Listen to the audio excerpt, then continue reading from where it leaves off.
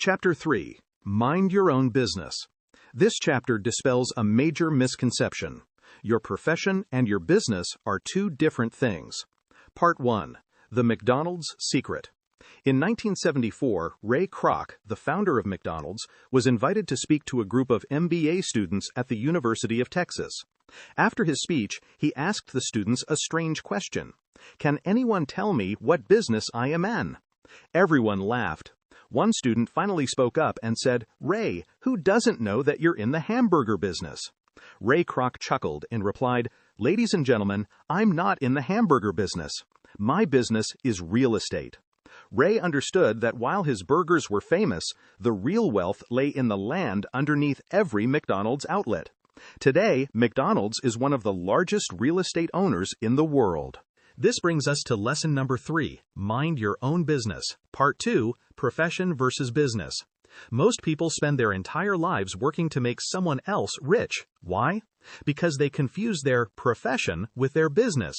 Your profession, this is what you do for 40 hours a week to pay the bills.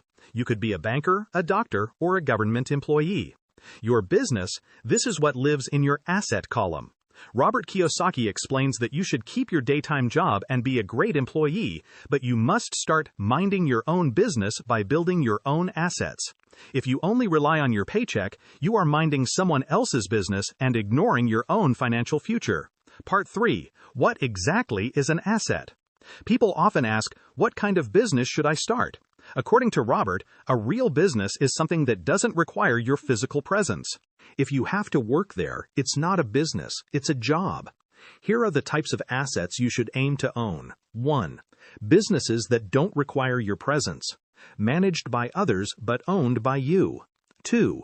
Stocks and ETFs. Owning a piece of a profitable company. 3. Bonds. Lending money to governments or corporations for interest. 4.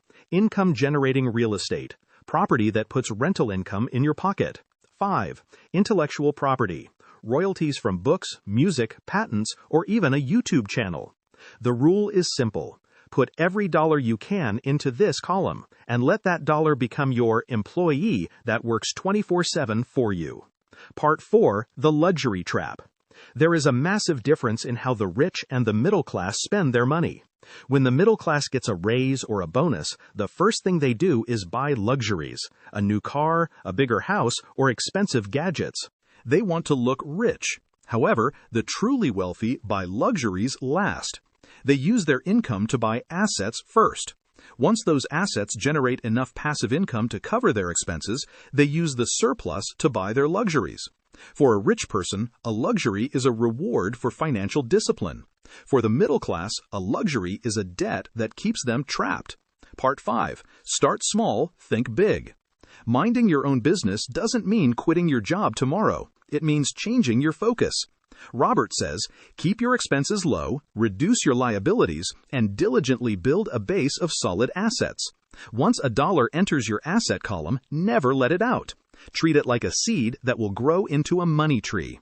The more seeds you plant today, the sooner you can achieve true financial freedom. Ask yourself, if you didn't have to work for a paycheck tomorrow, how many months could you survive on your current assets? Be honest in the comments. But even if you have assets, how do you protect them from the biggest expense of all, taxes? In the next chapter, we look at the secret of the rich, the power of corporations. So that's all for this video. If you liked the audiobook summary of this chapter, stay with us for the audiobook summary of the next chapter. And if you are new to this channel, be sure to subscribe the core chapters so that you never miss an update from us.